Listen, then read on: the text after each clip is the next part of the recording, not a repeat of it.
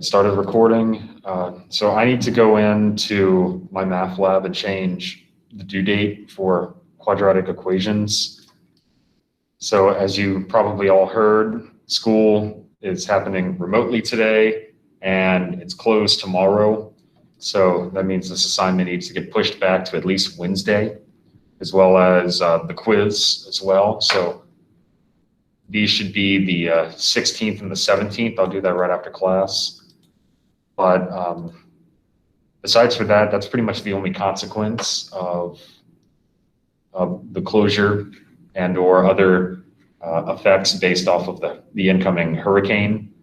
So as more information becomes present to me, I will let you all know accordingly. But we'll go ahead and pick up with the next bit of material on quadratic equations. So with quadratic equations, we've dealt with quadratic functions already.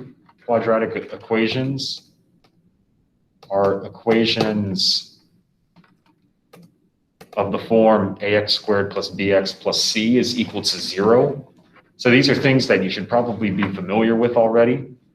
It's normally those forms that you end up factoring.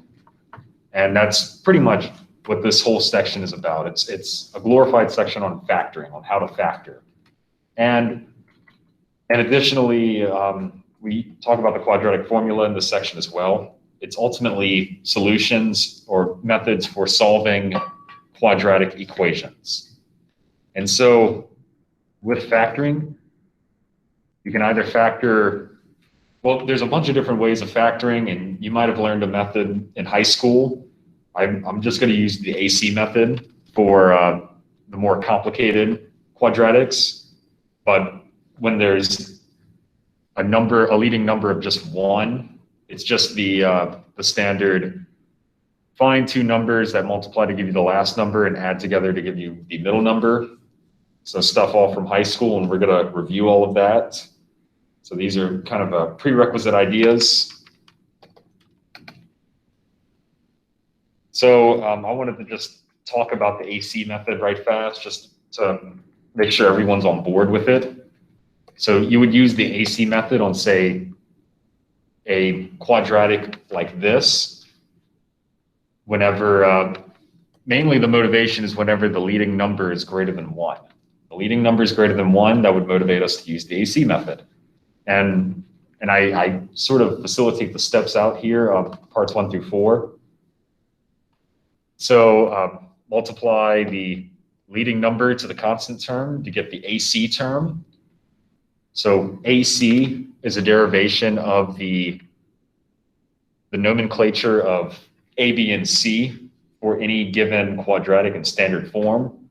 You should be used to this from using the quadratic formula, as it requires A, B, and C, which represent the numbers in front of the x squared term, x term, and constant term, respectively.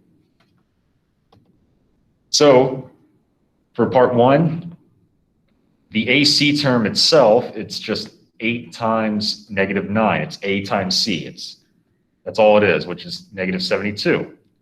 And then part 2 says find a pair of numbers whose sum is B. So here, B is equal to -6. And the product is AC, which we already found to be -72. So we need to find some sort of factorization or some sort of pair of numbers that multiply to give us -72 and add together to give us -6. So if you might end up trying a few different combinations. And the one I end up finding is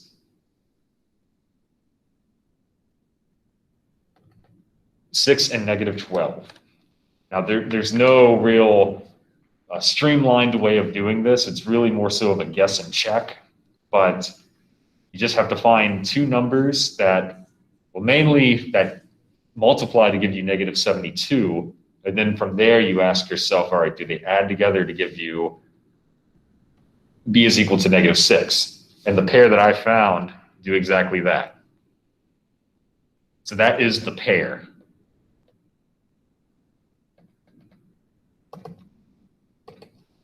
From here, we end up rewriting the middle term as the pair of numbers that we found.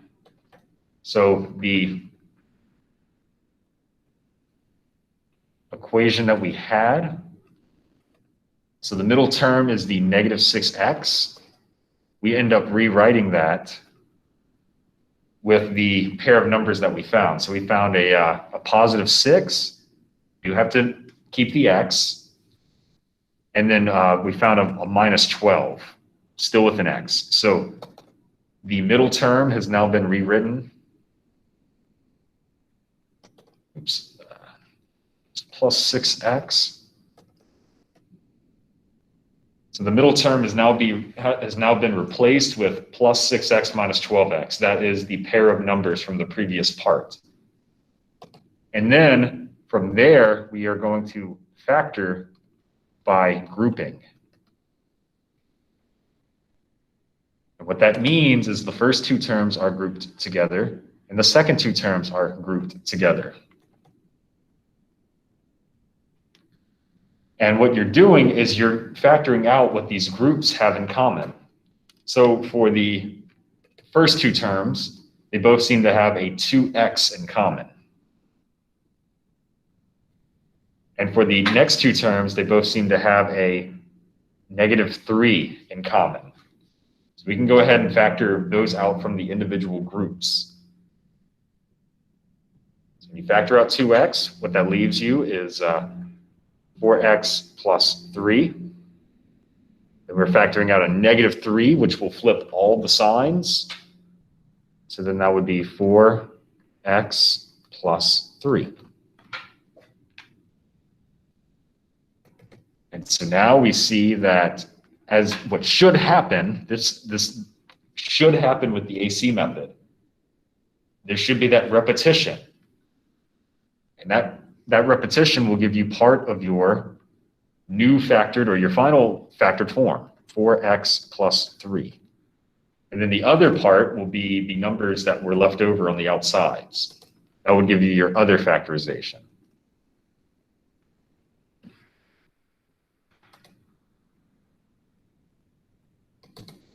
Now again, there's quite a few ways of factoring polynomials, and this is just one of the ways, the AC method. I'm going to go through these fairly quickly as they should be review. And if you have questions about the specific process, you'd have to ask me during office hours or something. So let's move on to example 2, which is just going to be a little bit of practice for factorization, as well as some sort of the formatting requirements of factoring as well. So with problem 1 here, problem 1, it's not in standard form. When I say standard form, I mean the exponents are not decreasing in order. The order of the terms are swapped. So we need to fix that to where the negative x squared is first, and then the plus 3x is next, and then the plus 18 is at the end. So now the exponents go in decreasing order, and that is standard form. But since we're trying to factor, there's another thing that we need to address here. The quadratic, it's normally recommended to make the quadratic positive. This is not a positive quadratic because there's a negative sign in the front. So by factoring out the negative sign, and when I say factor out, I mean we flip all the signs. We will end up flipping all the signs. Then this is what we get. And now the quadratic in the parentheses, that's a positive quadratic. The negative sign doesn't disappear, but it's just left on the outside. Now we can factor the positive quadratic part. So now we can factor this part, and that negative in the front is just virtually going to linger. So now it goes back to two numbers that multiply to give negative 18 and add together to give negative 3. I see -6 and +3 doing that.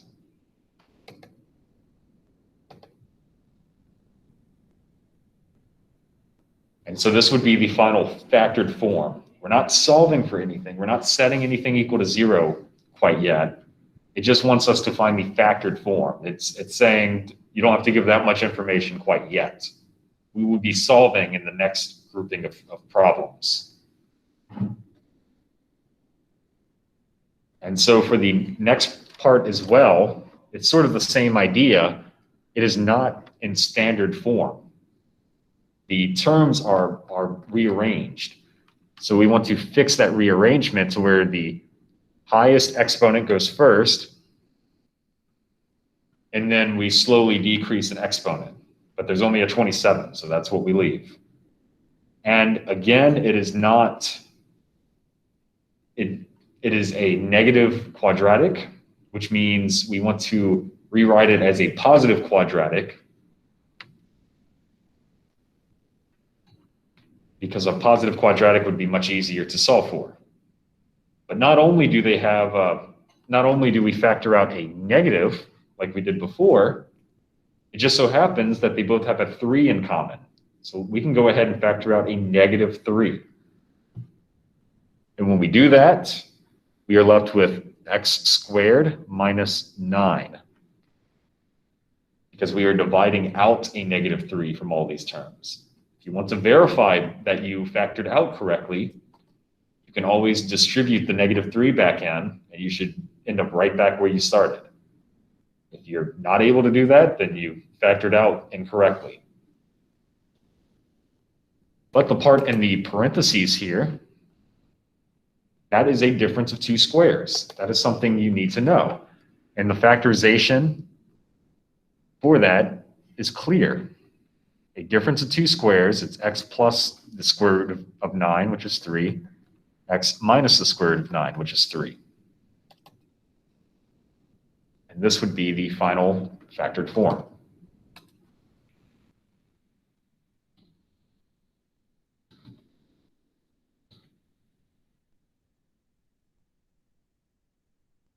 So that should be review. Now we're going to take it a step further, and we're actually going to solve quadratics, which means our final answer will not be another form, another simplified form, but our final answer will be x is equal to some value or values. So this is with the inclusion of an equal sign, as we did not have before, not at least initially. So example 1 here, or example 3, part 1, this already seems to be in standard form. The exponents are in decreasing order. And additionally, there's only 2 terms that I see. Since there are only 2 terms, then naturally we can factor out something they have in common. We don't have to use factoring, the typical factoring methods that would be used for 3 terms. In particular, they both seem to have an x in common.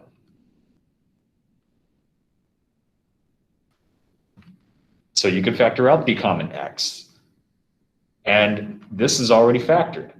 Now, the utility for factoring, so why we like factoring is because it allows us to take larger forms, such as what they were given what we were given in the beginning, and we can break that down into smaller pieces that are much more manageable to solve. And we get 2 answers, 0 and 8. And so it's okay that we get 2 answers. This is perfectly fine.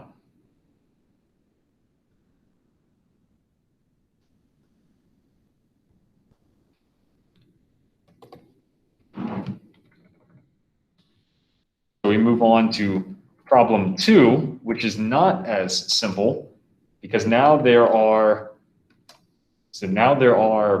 terms on both sides of the equal sign, which means that's going to disrupt the standard form.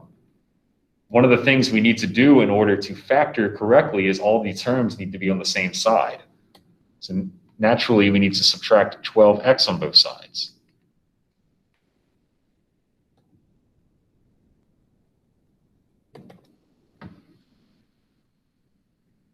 And upon subtracting 12x on both sides, what we end up getting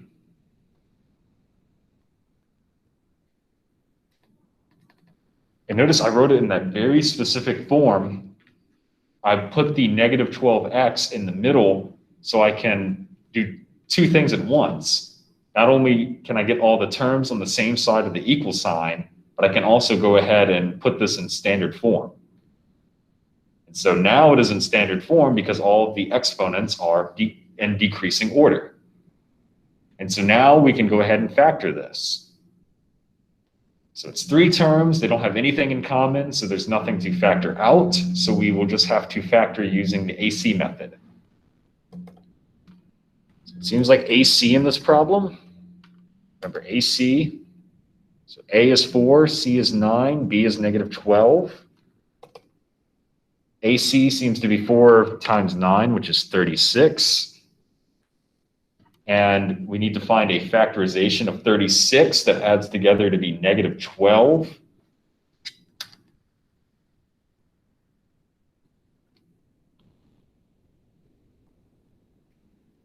So let's see. 4 and 9, that's not going to work. 6. So I'm going to use, in order to add together to be a negative number, we will need two negative numbers and also to multiply to a positive number. So here, we're going to use negative 6 and negative 6 because they multiply to give us a positive 36, but then they add together to give us negative 12. And from the AC method, that tells us we can rewrite the middle term as the separate terms, just like that. So notice that middle term has now been rewritten as negative 6x minus 6x. And from there, we can group accordingly.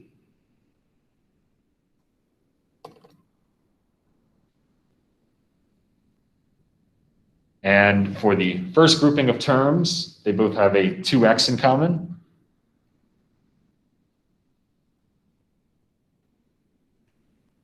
And then for the next grouping of terms, we're going to factor out a negative 2, or negative 3 rather, which will, since we're factoring out a negative sign, that will flip the signs as well. So notice this will be 2x minus 3. And this makes sense because now we have this repetition here, as we should.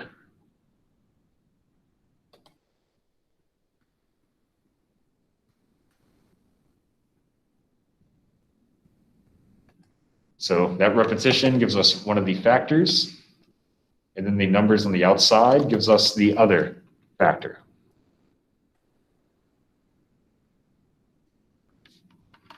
And it just so happens that we get the same thing twice. That's a coincidence in this problem. And it's okay, that can happen. Just wanted to give you a heads up. And it seems to be a good thing because when we go ahead and break this down, the reason we factor is so now each individual component can be set equal to 0.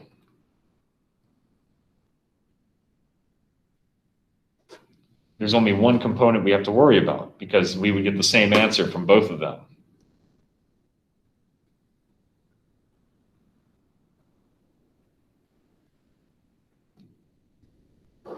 And we get just one answer, one singular answer, 3/2, and that would be it for this problem.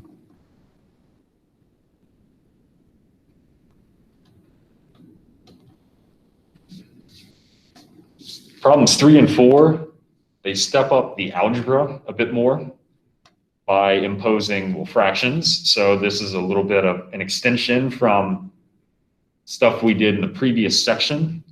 So I'm seeing fractions, or at least I see a fraction for problem 3. So I instantly think, Well, what's the least common denominator here? And, well, there's only one denominator. It's just x. So naturally, the least common denominator will be x. There's only one denominator we have to account for, and that's x. So there's really nothing else to it. So that means every term will now be multiplied by this x. Now, in 2 of the 3 cases, this won't really yield any cancellation. So for example, the x times 20x, that'll just be 20x squared. And then for the next one, it would just be minus 9x.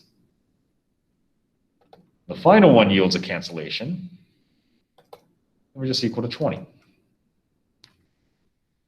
So by the quick application of the least common denominator, we were able to break this problem down into a problem very similar to the last part, part 2 of this example.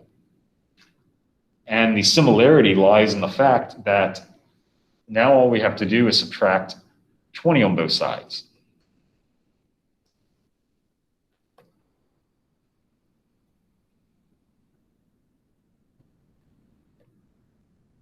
And it is now in standard form.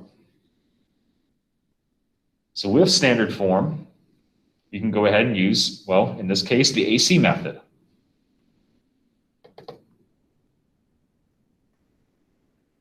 So the AC, the number AC itself will end up being negative 400 because A is 20 and C is negative 20 and B is negative 9. So 20 times negative 20 is the negative 400, and now we need to determine what numbers multiply to give us negative 400 and add together to give us negative 9.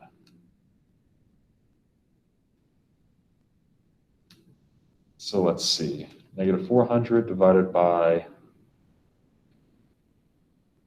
20. 20 is not going to work. 15 doesn't go into it. So I get, so what I end up getting to get negative 9 as a sum, negative 25 and positive 16. And legitimately all I did was just, I took the negative 400 and was just randomly dividing numbers. There's really no streamlined way of doing it.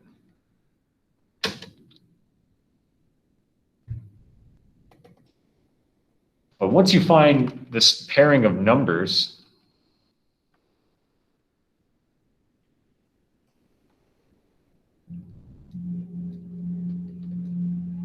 and that tells you how to replace your middle term. So notice the negative 9x now becomes negative 25x plus 16x. And now we can factor by grouping.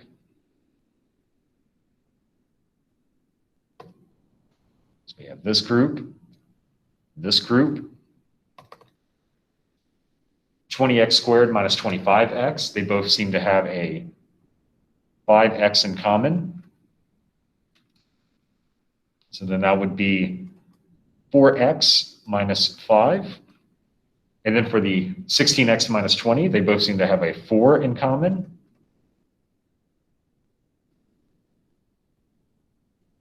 And that works out perfectly because here's the repetition.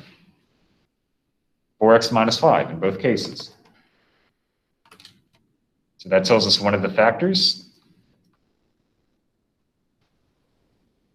And then the remaining numbers on the outsides, we bring those together to give us the other factor.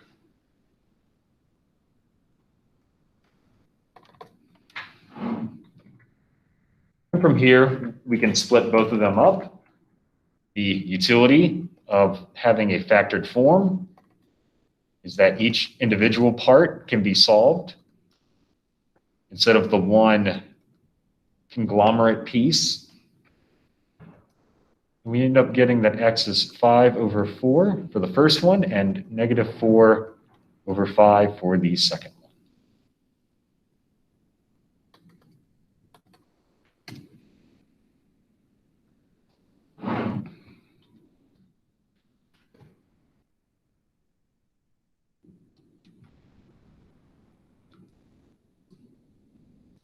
So we'll go ahead and look at problem 4 as well. This one's a little bit more engaged.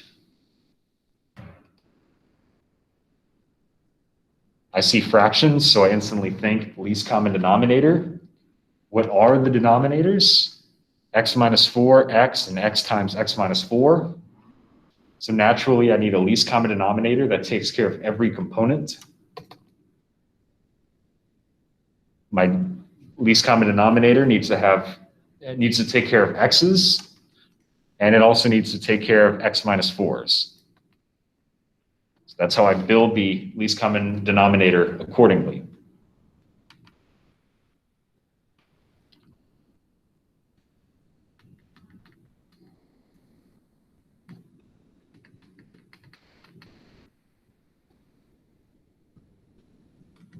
So we multiply that x times x minus 4 to every single term.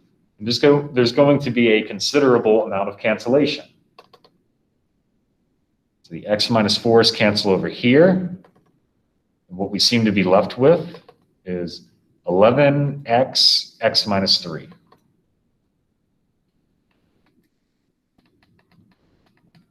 And then for the next one, these x's cancel. So plus 13x minus 4. And then that is equal to, well, x minus 4 cancels with x minus 4, and we're just left with negative 13. And from here, really the algebra takes over from here. We would distribute and combine any like terms.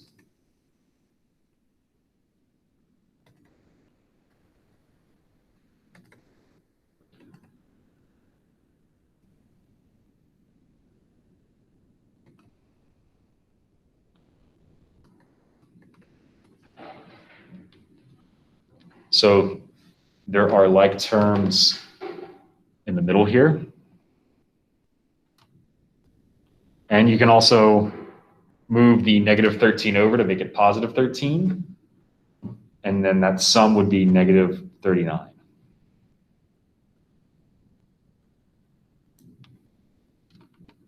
From here, we just apply the AC method.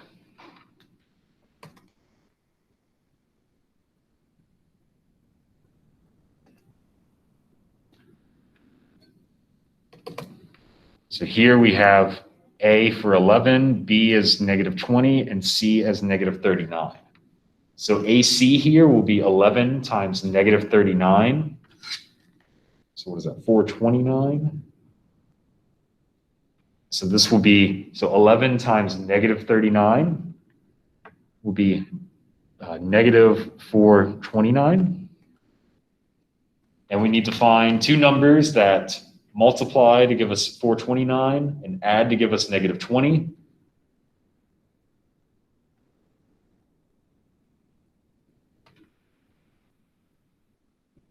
What I end up getting is negative 33 and positive 13. It's two numbers that multiply to give negative 429 and add to give negative 20. So again, there's no easy process to it. You just have to divide random numbers. And this is the combination that worked for me. But upon finding this, it tells you how to rewrite your middle term. Negative 33x plus 13x minus 39 is equal to 0, which now we can use grouping.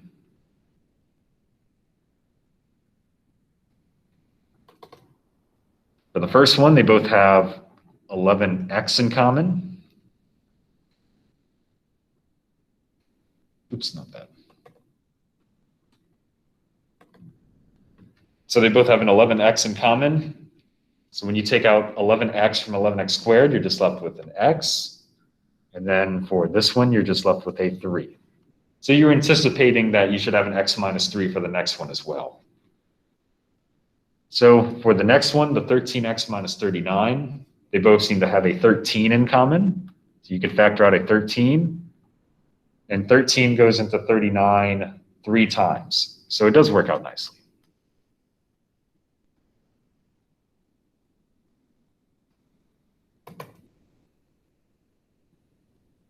We do see the repetition, which is consistent with the AC method, which tells us one of the factors. And then the numbers on the outsides give us the other factor.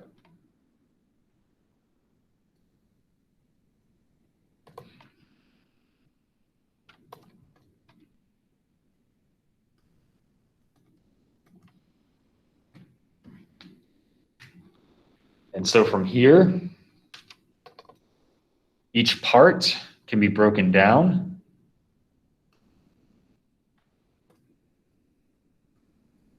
to be set individually equal to 0. And from here, you would conclude that x is equal to 3 and negative 13 over 11.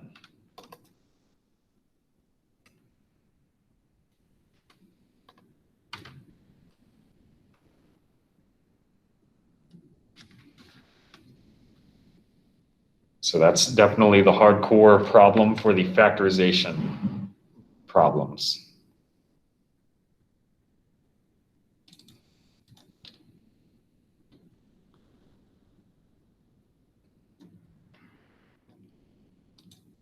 Okay, so let's go ahead and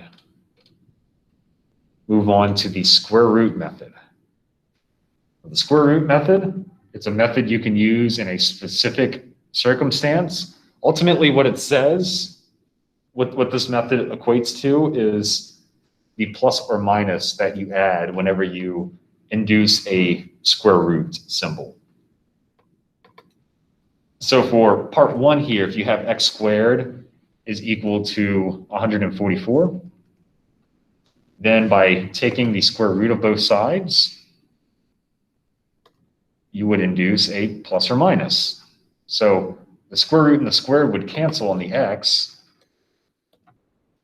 and you would have a plus or minus, and then it would just be plus or minus whatever the square root of 144 is, which is 12. So that's it. And for the next part, the x minus 9 squared is equal to 49. You would take the square root to get rid of the square, but you would end up inducing a plus or minus. So the square root and the square would cancel. And x minus 9 would just be plus or minus whatever the square root of 49 is, 7. Now you could have also taken this and FOILed, but we are utilizing the square root method, which is actually easier in this case. Instead of FOILing that out, bringing the like terms together and then factoring that. So what this method does is it shows you if you have this specific circumstance occurring, then you may, if you have this specific circumstance occurring, then you may take the square root and apply the plus or minus accordingly. We're not done over here yet, though. Since we do have a plus or minus, and x is not solved for, so that's why we know we're not done. X is not by itself. But the plus or minus gives us 2 separate situations. The positive 7 would be one situation, and the negative 7 would be the other situation. So We get 16 from this one after we solve for x by adding 9 on both sides. And then 2 for the next one. So that would be the 2 answers. So if you do have this specific circumstance, it is very easy to solve for x using the square root method.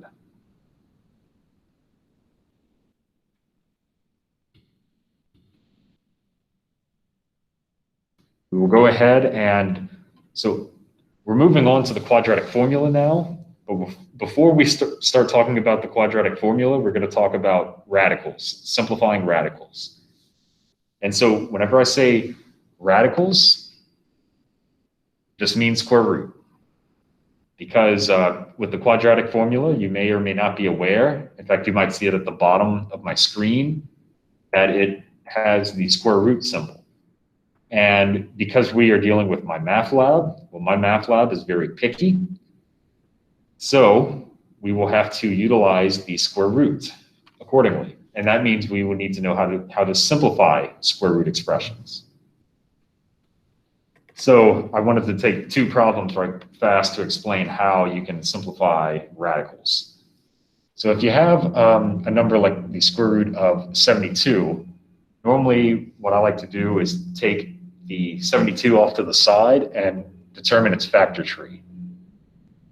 So 36 and 2, remember the factor tree is built by any numbers that multiply to give the original. 2 cannot be broken down anymore, so I'm going to put it in a box.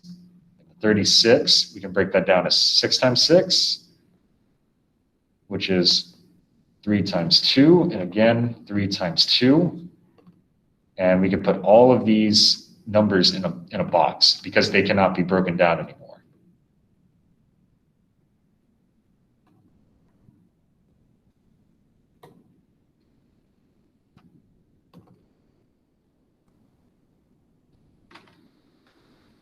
And so how this normally works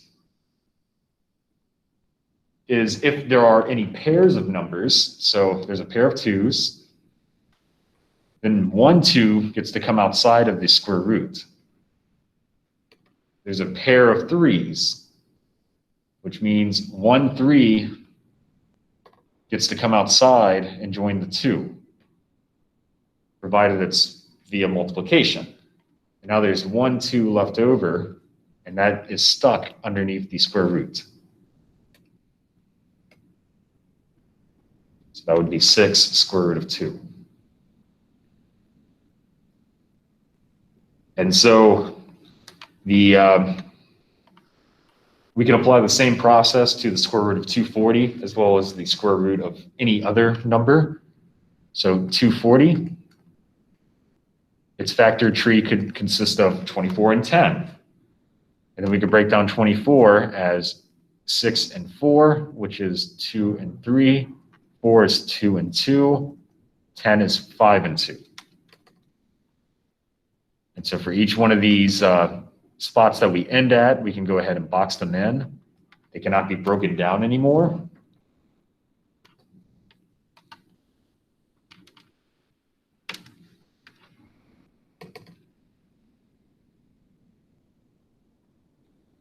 So for every pair of numbers, so the 2s, that gives us 1 2 on the outside. Some more 2s. There's another 2 on the outside. And then there's a 3 and a 5 that do not have pairs, so they are stuck inside the square root. 4 on the outside and 15 on the inside. So this is how we simplify square roots.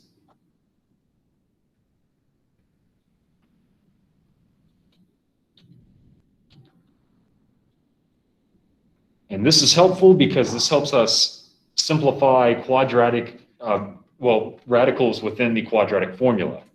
Now, the quadratic formula is a pretty well-known formula in college algebra. It is the negative b plus minus square root of b squared minus 4ac over 2a.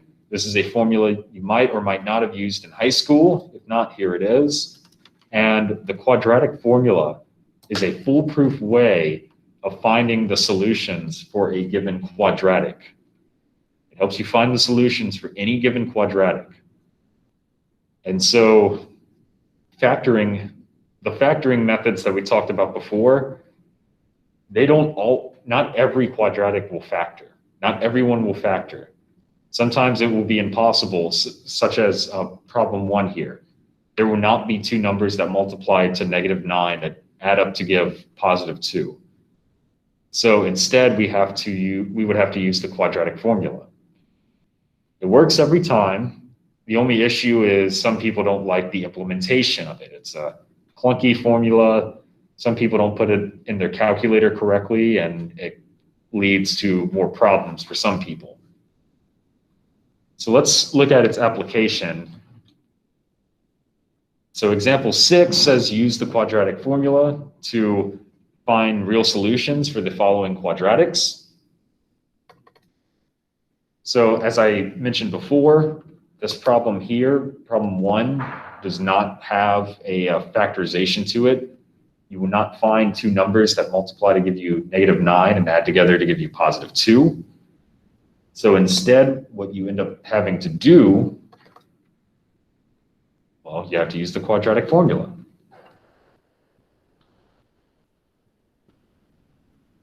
So here, A is equal to 1, B is equal to the +2, and C is equal to -9. And that all comes from the standard form. And once you have all of these classifications in check, then you can go ahead and plug into the formula directly. So that would be -2 plus or minus the square root of 2 squared minus 4. A is 1 times -9. And the whole thing, not just the square root part, but the whole thing divided by 2 times A, which is 1. Now notice what I'm doing. Every time I make any sort of substitution, I put parentheses around it. This will be very helpful when you go to implement this. Now what I like to do, the way I like to make sure all of this is done correctly. So I see the -2 at the beginning, so I can make that -2. See the plus or minus symbol. I'm going to put the square root. Everything under the square root that I'm putting in this red bracket, I'm going to put all of that in the calculator. Everything under the square root, not the square root itself. So I'm going to put parentheses 2, close parentheses, squared, minus 4, parentheses, 1, close. I'm putting everything in as I see it. No square root. I'm putting that part in the brackets directly into the calculator. So I'm solving everything underneath the calculator. Every time I see a parenthesis, I'm putting it in the calculator. This will definitely help. And once you enter, or if you put all that in correctly, you should get 40. That divided by, well, 2 times 1, which is 2. That will be the safest way of doing quadratic. There's no way you can plug all of this in your calculator at once. There's several different reasons why. You don't have plus minus in the calculator, and calculator is not going to give you exact answers. So really we get down to this value, which would be the final answer, with the exception that the square root of 40 is not simplified. So remember, I talked about earlier how you reduce the square root of various numbers, such as the square root of 40. So with 40, we need to think about its factor tree. 4 and 10, 2 and 2, 5 and 2. So 2 and 2, 5 and 2. So the square root of 40, well, I see a pair of 2's. See a pair of 2's, so that gets to come outside. And then I see a 5 by itself and a 2 by itself, so they are stuck inside. So I get 2 times the square root of 10. So -2 plus or minus the square root of 40 is now going to get replaced with 2 square root of 10.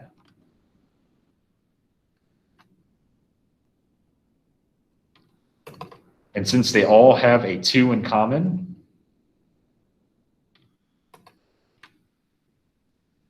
we can cancel out the 2 to get -1 plus or minus the square root of 10. And that would be the final answer.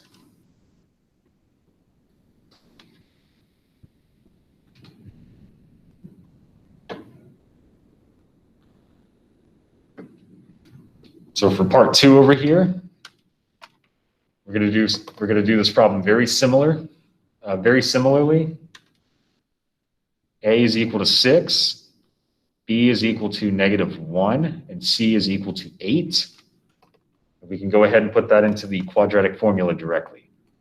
So that's going to be -1 plus or minus the square root of -1 squared minus 4, 6 times 8.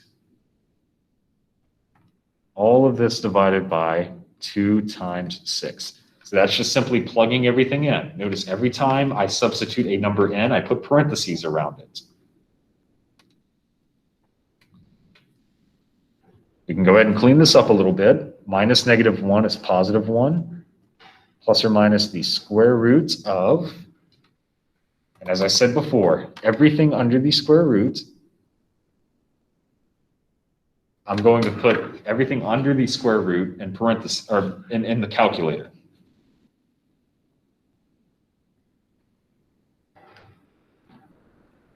If you do that correctly, you should get -191.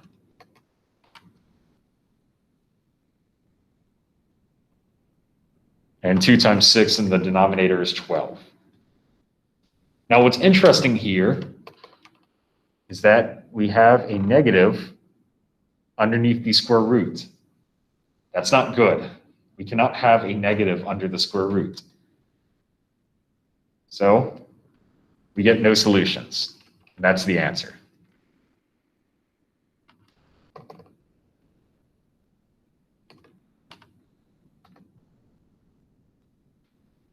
We get no solutions.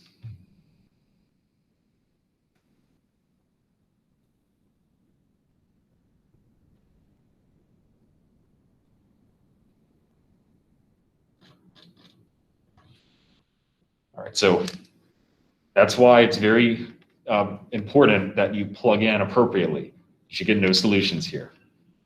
So that can happen, and if you're wondering why you work a problem out and it says no solutions, this is probably what happened. All right, so we have 2 other problems that deal with, well, it all follows the same umbrella idea of finding the real solutions for quadratic equations. So we'll keep going under that theme. So problem 3, they additionally throw in fractions. So that means we instantly need to think about the LCD. Now the denominators in question are x and x squared, which means we need to build our LCD to take care of x and x squared. But it turns out, since x squared is just x times x, then all we need for the LCD is x squared. Because x will go into x squared, and of course x squared goes into itself. So this is going to be what we multiply to every term.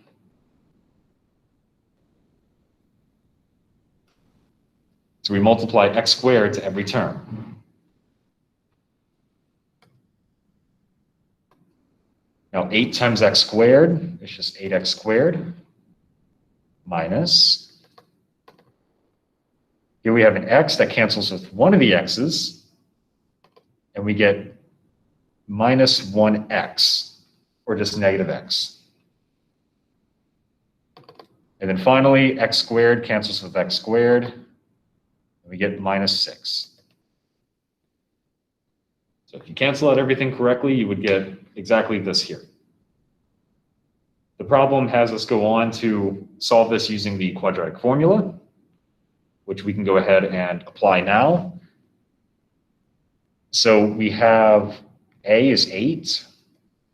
We have that B is -1. We have that C is -6. So we can go ahead and apply that directly. So that's minus -1 plus or minus the square roots of -1 squared minus 4, 8 times -6. All of that over 2 times 8.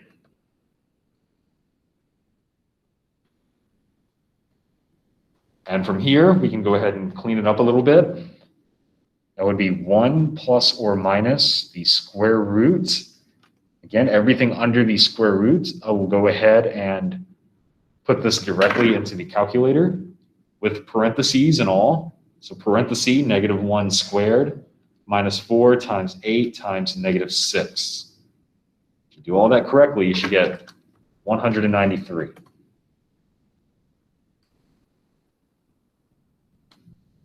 And then 2 times 8 is 16.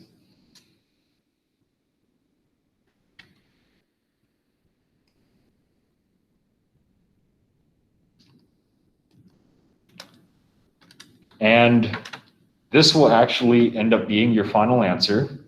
There is a plus or minus symbol in MyMathLab, so you may utilize it. So you could say that x is equal to 1 plus all of this and 1 minus. You could say this as well, or you can use the plus or minus symbol. But that messy answer, and you cannot simplify the square root of 193. You will not be able to find any factors for it. So the factor tree will not break down at all. So let's go ahead and look at problem 4 as well. I see fractions, so I think LCD. I see an x and an x minus 2. So the LCD needs to have something for the x and something for the x minus 2. So we build our LCD as x times x minus 2. We have something for the x denominator and something for the x minus 2 denominator. From here, we can go ahead and multiply that to every single term.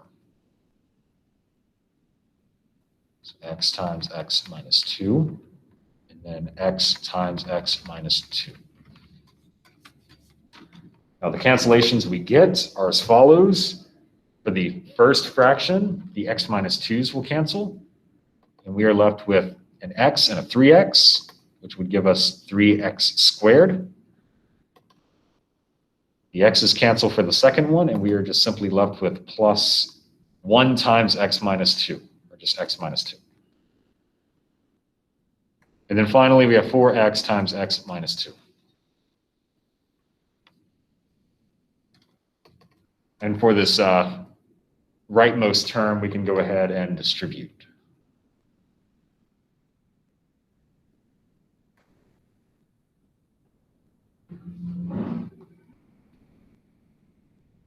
From here, we can go ahead and combine like terms.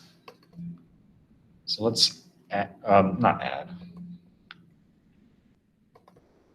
subtract 3x squared on both sides, subtract x, and add 2.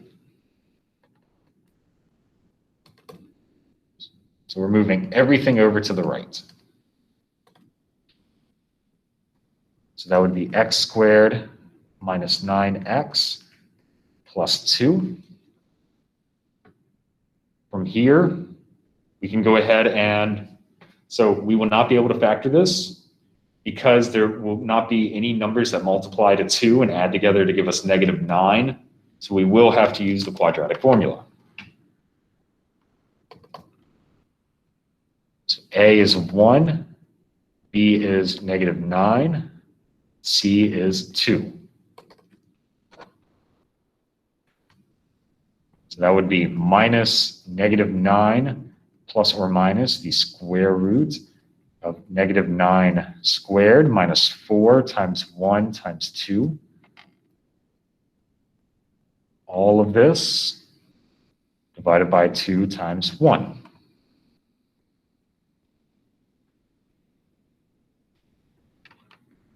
So minus -9 is positive 9, plus or minus the square root of all of this stuff, as we did before.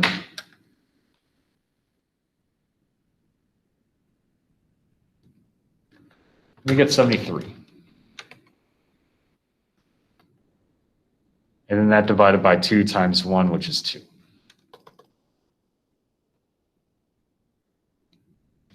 And this will actually be the final answer because 73 will not have a factor tree that you can decompose any further. You cannot break down 73 anymore.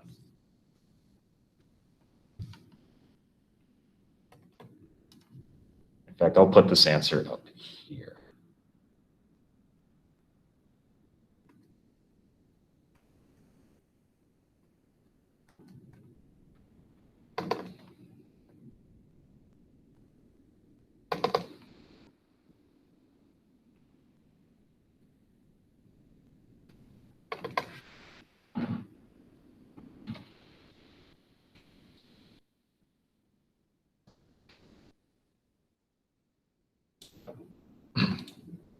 So from here, we can go ahead and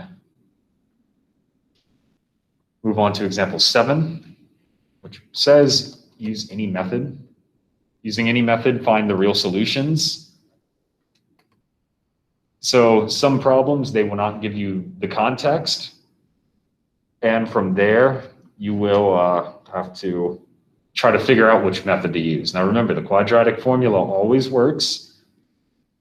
However, it is, if you're okay with its clunkiness, then that's perfectly fine. It will always give you the answer in a very straightforward manner. Factoring, it takes a little bit of guess and check, but some people consider it an easier process. Or if you have another factorization method, I'm not going to force you to use one or the other. So just know that you cannot use online calculators for the midterm coming up. So for problem 1, if you try to use factorization, you would try to figure out two numbers that multiply to give you -1 and add together to give you +5, but that's impossible because the only numbers you would get are -1 and 1. So this will not factor for that very reason. So you have to use the quadratic formula.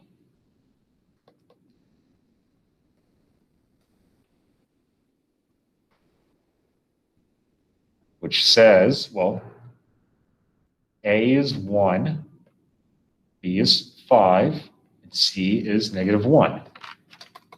So from here, the quadratic formula, -b plus or minus the square root of b squared minus 4 times 1 times -1. And then that's 2 times 1. Now that we plug in everything for A, B, and C respectively.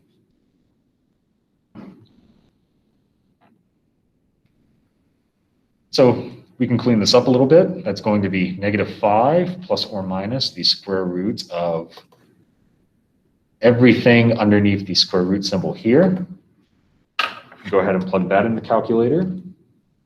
5 squared, parentheses, 5 squared minus 4, 1 times -1. And you should get 29. Divided by 2 times 1, which is 2. And this will be the final answer because the square root of 29 does not reduce at all. 29 is actually a prime number, so you will not be able to use a factor tree and break down 29 anymore and simplify the radical.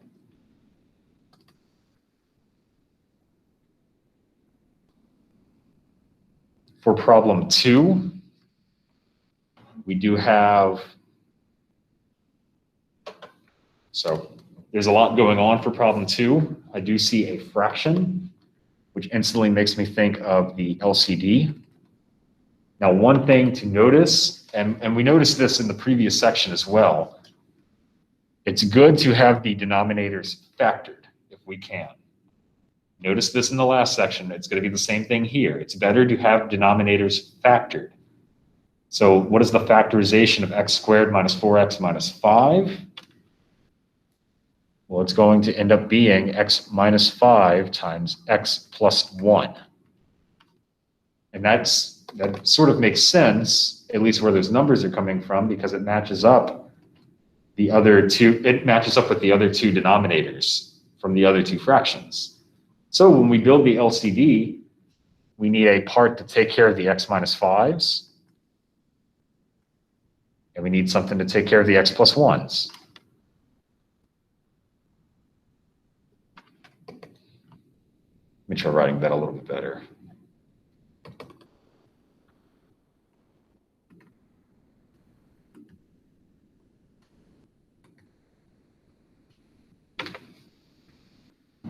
And so that's what we're going to be multiplying to every single term.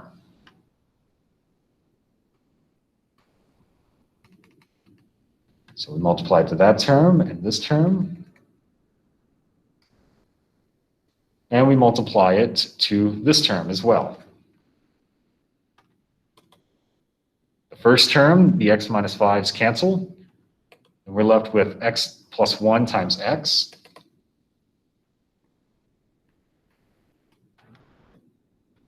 Next one, the x plus 1s cancel, and we are left with 5 times x minus 5.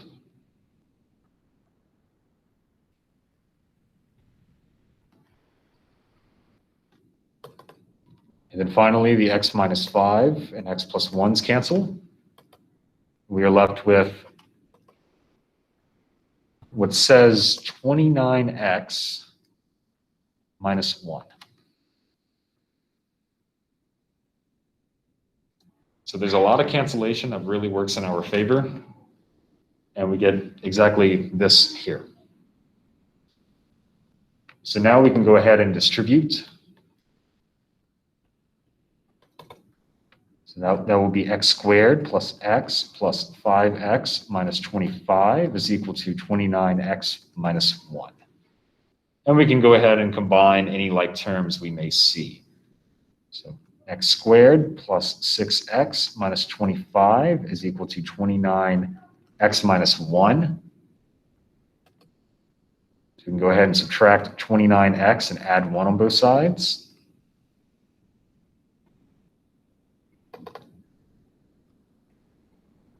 So we're moving everything to the left to keep this in a standard form.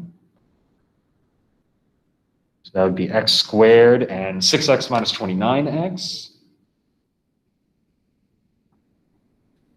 It's going to be minus 23x. And then we have minus 24. And it seems like that actually factors fairly quickly. That'd be x minus 24, x plus 1.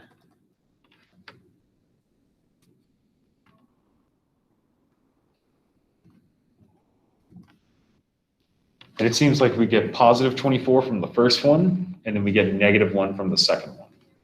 So we get 2 answers, you would think. So we get 2 answers after doing this hardcore problem, but there's an issue with one of them. The issue is that we had a denominator when we started off this problem. A denominator that had x plus 1 as one of its denominators. Well, guess what makes x plus 1 0? Negative 1. So we have to toss that answer because it will give us a 0 in the denominator. We found an extra solution that does not work for this problem. So the only true answer here is x is equal to 24. For that exact reason. We talked about this in the previous section. So we only have x is equal to 24.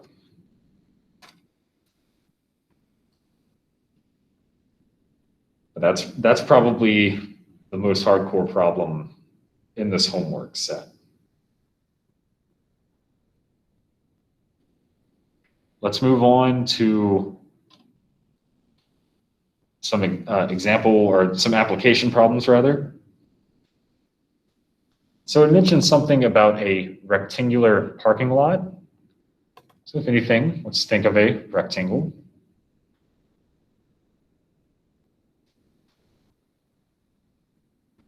There's a width and a length, of course, and it says that the length is 5 yards greater than the width. So the length is 5 yards greater than the width. It also goes on to tell us that the area of the parking lot is 300 square yards. So the area of the parking lot, which is a rectangle, is 300. Well, it turns out that the area for a rectangle is length times width. But we just found out that the length is 5 more than the width. So I can replace L with 5 plus W.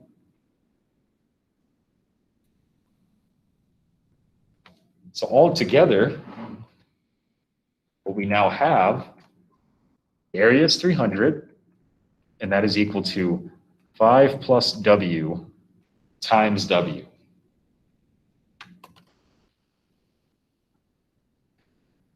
Go ahead and distribute.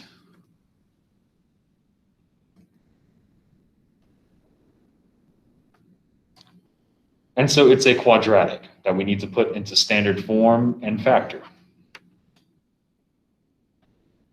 So W squared needs to go first, 5W is second, and then minus 300, because we had to bring that 300 to the other side. So from here, we can go ahead and factor.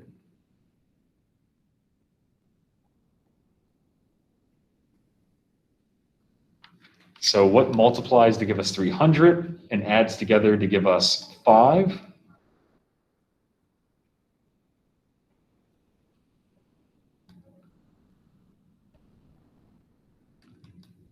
Okay, not that. So I'll try 30. 30 and 10, no, that doesn't work. What about 25? Okay, so 20 and 15. So again, there's no easy process to it. You just take the number and you find different divisors for it and see if you can find a pair that will add to give you positive 5.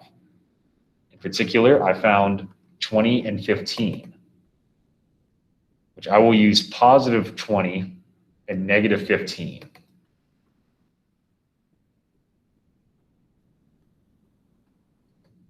So positive 20, negative 15, or minus 15, so we can get plus 5W.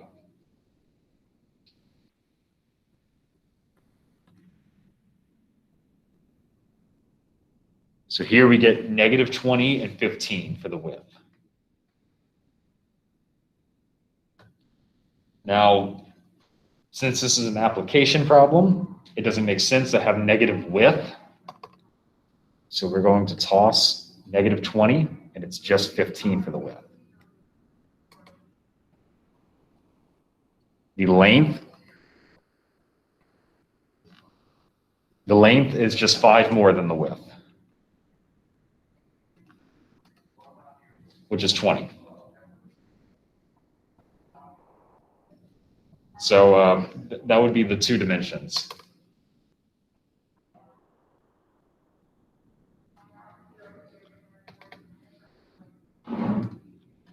And so from here, we just have one more problem left.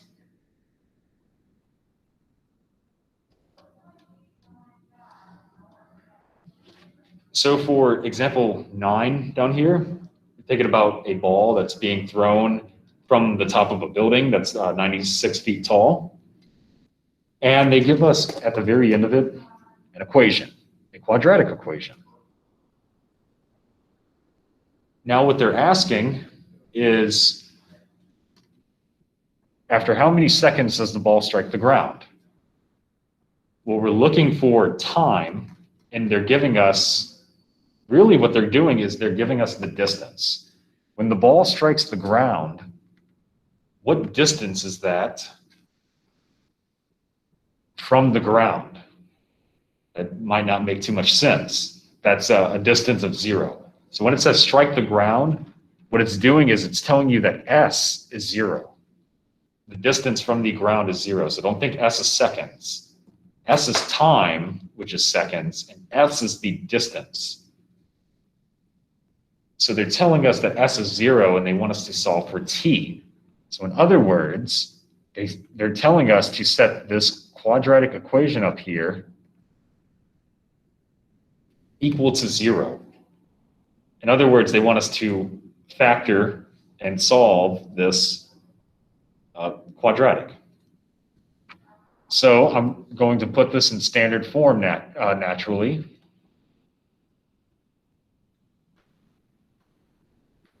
So now it's in descending exponent order. It's not positive, so I want to make this positive by factoring out a negative because I want the leading coefficient, the very first number, to be positive. But I can factor out more than a negative sign. In fact, it turns out that they all have 16 in common. Each one of those numbers can be divisible by 16. So you can factor out a negative 16. What you get is t squared minus 5t minus 6. And the reason why the signs flip is because we're taking out a negative sign, which means all these signs will flip. So from here,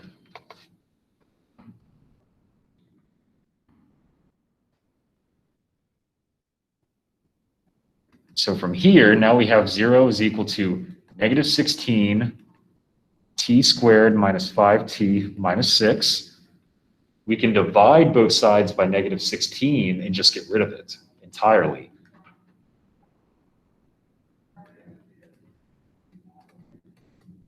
So that's us getting rid of negative 16 by dividing it on both sides of the equation, and 0 divided by negative 16 is 0. And now we can factor this much easier part. T minus 6 and t plus 1. Two numbers that add together to give you negative 5 and multiply together to give you negative 6. So here we get that t is positive 6 and negative 1. But this is an application problem, which means time cannot be negative. So we only get one answer.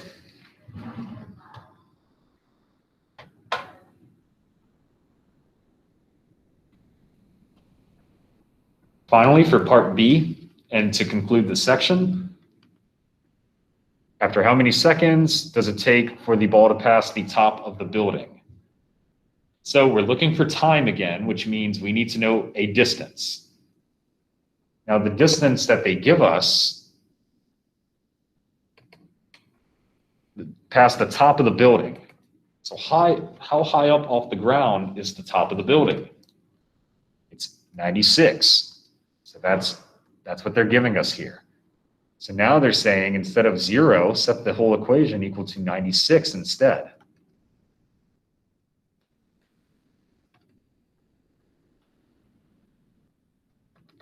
Which that's very convenient because if we subtract 96 on both sides, then we get a much easier problem to solve. And since there's only 2 terms, all we have to do is factor out. We could factor out really just 16t. Oops, not that.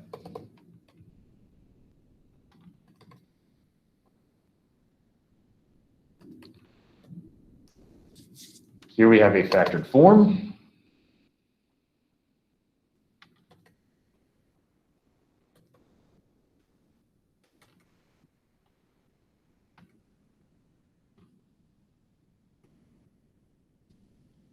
And so we want to pick the positive time because the t equals 0 corresponds to when the ball was first released. And then we want to know, so they're throwing the ball up. They want to know the time when it comes back down. So naturally, it's going to be at that same height twice. So that's why we pick t is equal to 5. So other than that, that concludes the section. If you have any questions, I'll stick around afterwards. This, like I said, this homework is going to be pushed back. So what it says in my math lab is not as it should be. It's going to be pushed back to Wednesday at the earliest. It might be pushed back later, depending on the severity of the storm. So please keep track of what your email says, as the conditions are subject to change. The university hasn't made any decision about Wednesday moving forward. So besides for that, that's all I have. Have a good day. Stay safe.